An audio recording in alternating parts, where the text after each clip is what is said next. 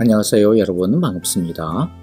하나님의 은혜와 사랑이 넘치는 복된 사순절 되시기를 바랍니다. 우리 함께 이제 찬양 드리며 하나님의 은혜의 보좌 앞으로 나아가도록 하겠습니다.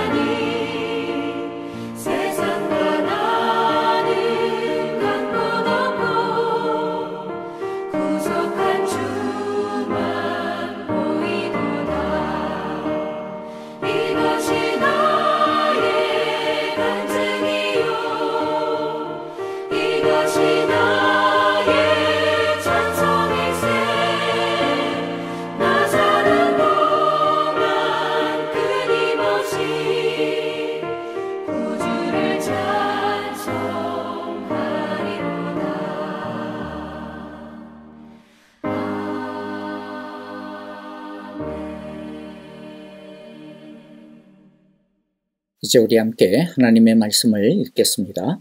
오늘 말씀은 사무엘상 30장 9절부터인데 그러나 전체 스토리를 이해하기 위해서 1절부터 처음부터 읽도록 하겠습니다. 기니까 영상으로 우리 읽겠습니다. 1절부터 한 절씩 교독하겠습니다. 다윗과 그의 사람들이 사흘 만에 시글락에 이른데 아말렉 사람들이 이미 네겝과 시글락을 침노하였는데 그들이 시글락을 쳐서 불사르고 거기에 있는 젊거나 늙은 여인들은 한 사람도 죽이지 아니하고 다 사로잡아 끌고 자기 길을 갔더라. 다윗과 그의 사람들이 성읍에 이르러 본즉 성읍이 불탔고 자기들의 아내와 자녀들이 사로잡혔는지라.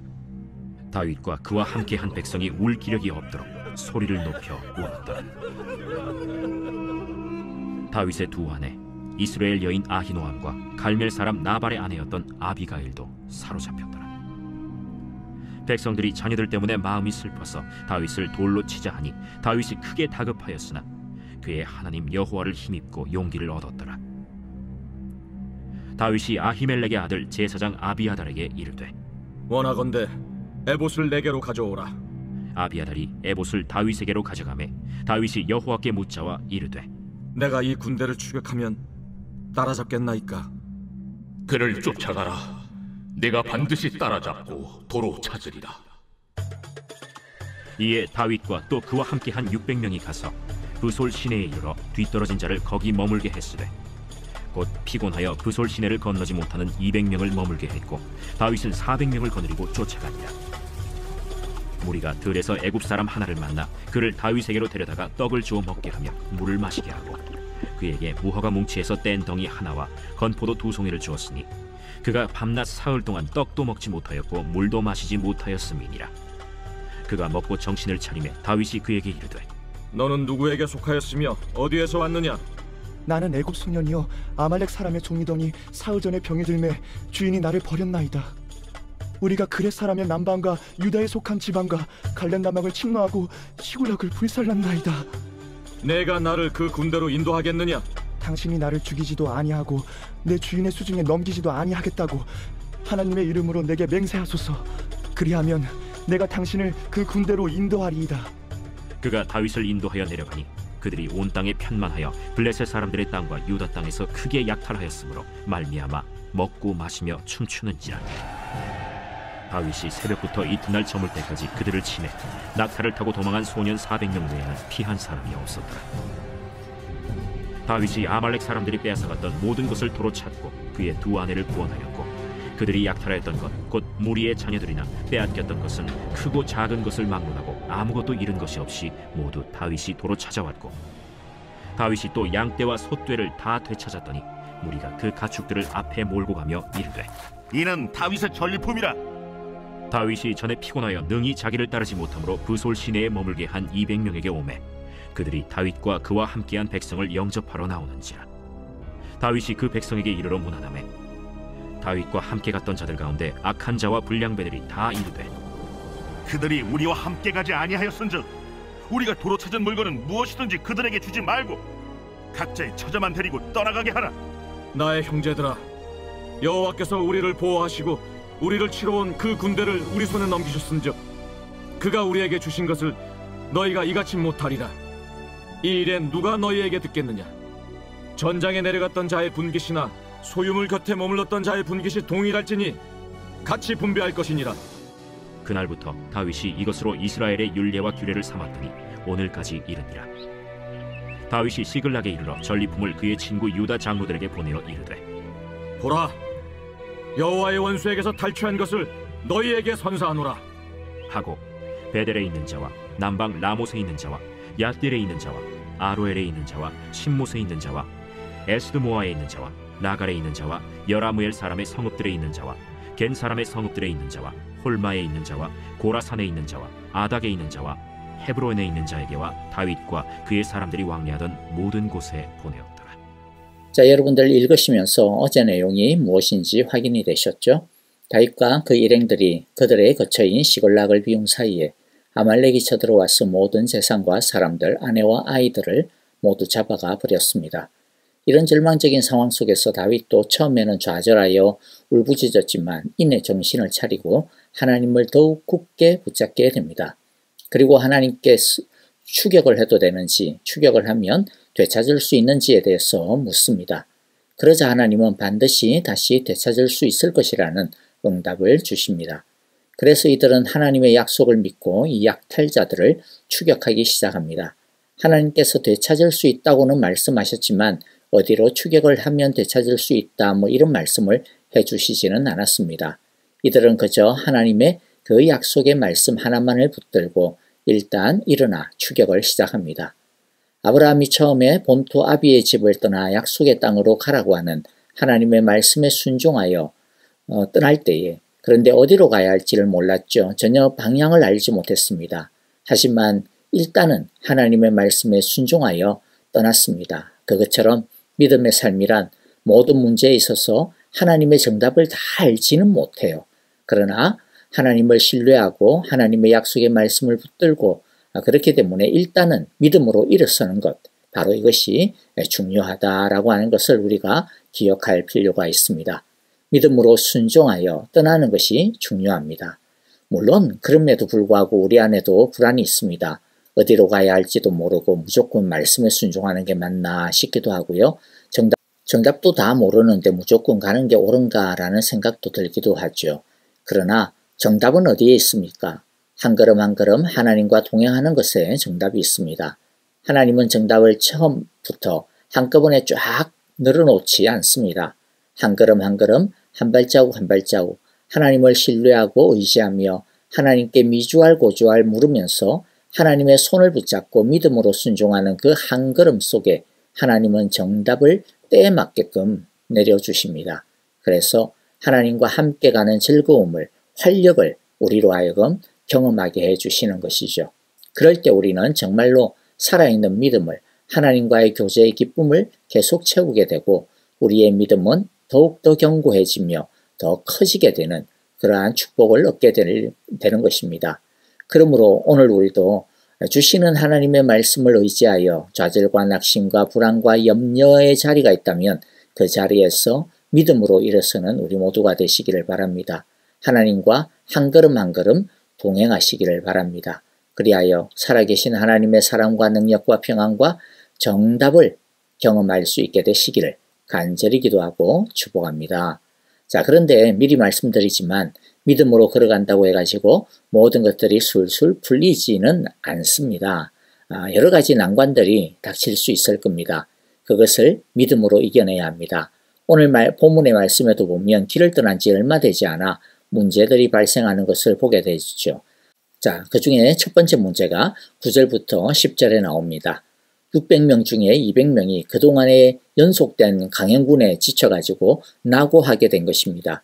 이것은 그들을 맥 빠지게 할 수도 있는 그러한 상황이었습니다. 주저앉아버린 200명에 대해 원망이 생길 수도 있죠. 200명이라고 하는 숫자는 결코 작은 숫자가 아닙니다. 3분의 1이나 되는 숫자니까요. 그러나 다윗은 이들의 약함을 탓하지 않습니다. 그럴 수 있었던 이유가 무엇이겠습니까?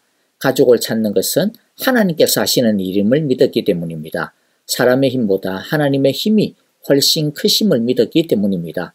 그렇다면 지금 여기서 하나님이 원하시고 기뻐하시는 것은 연약한 자들을 긍휼히 여기는 것이라는 거죠.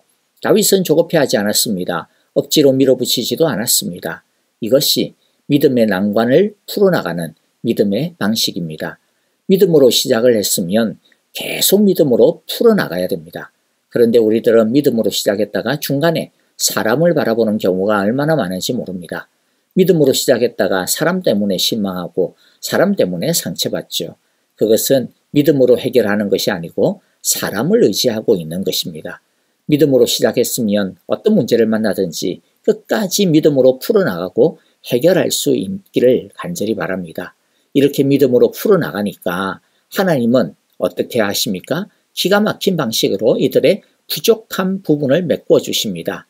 200명이 할 수 있는 일보다 훨씬 더 큰 일을 전혀 뜻밖의 장소에서 전혀 뜻밖의 방법으로 해결할 수 있는 길을 열어주십니다. 지금 제일 중요한 것이 무엇입니까? 이 아말렉 약탈자들이 어디로 갔느냐라고 하는 그 방향을 아는 것입니다. 방향을 알아야 추적을 할 거 아닙니까? 사막에서 반을 찾는 격으로 가족들이 어디로 잡혀갔는지 그 길을 전혀 모른 채 무작정 지금 막 가고 있기는 한데 잡혀간 가족들이 어디에 있는지 정확하게 알려줄 수 있는 안내자를 만나는 것이 중요하겠죠. 그런데 하나님께서 그 안내자를 만나게 해주십니다.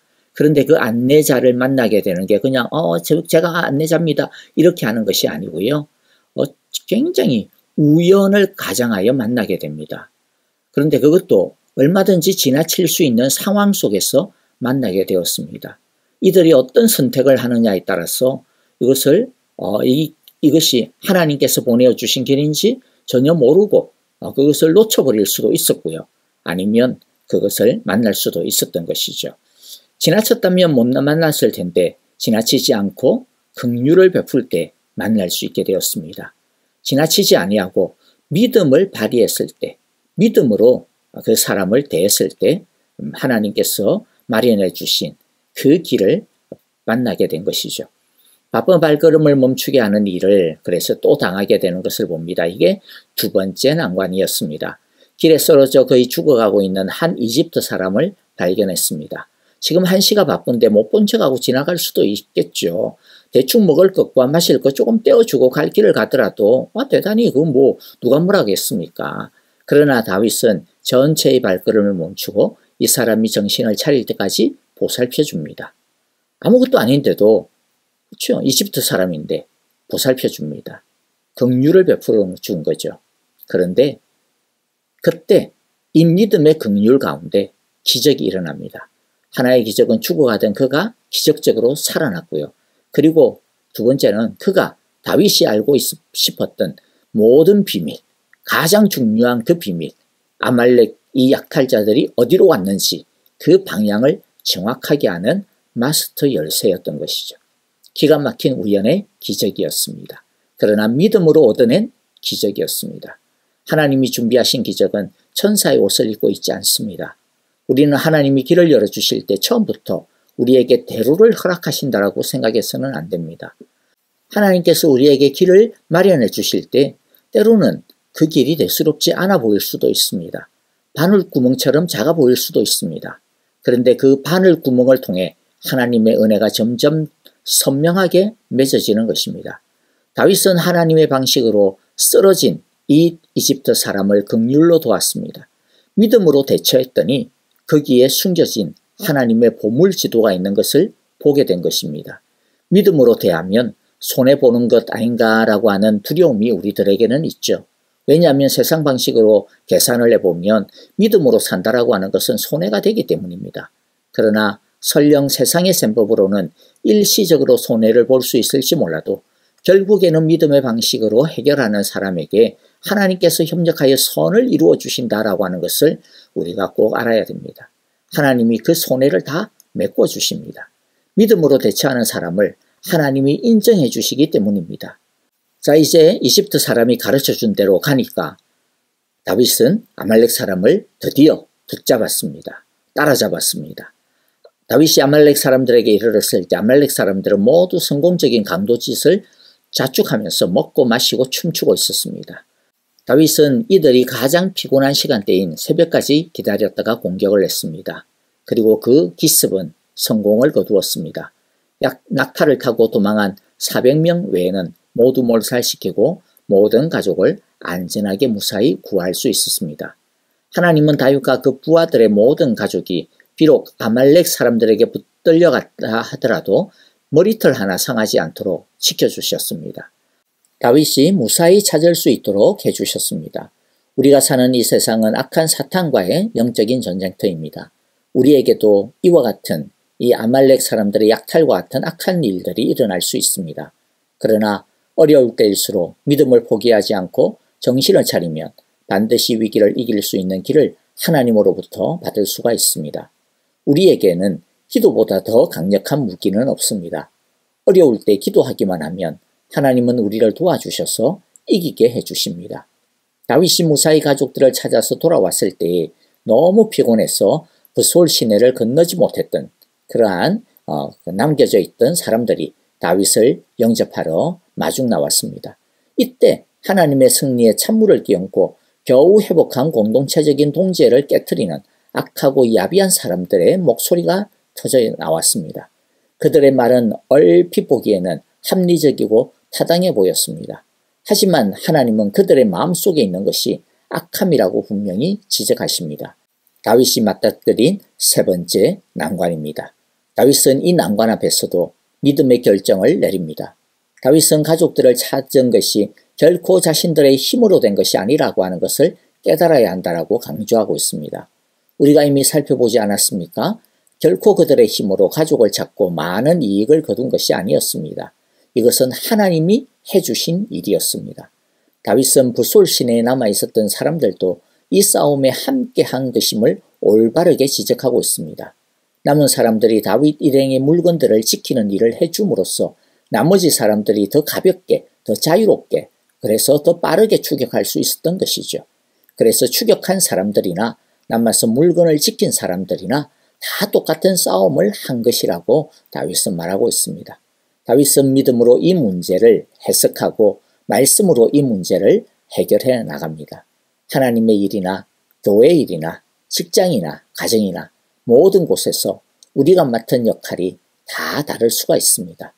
우리의 전선의 위치는 다 다릅니다. 사람의 눈에 보기에는 중요함의 차이가 있을 수 있을지 모르겠습니다.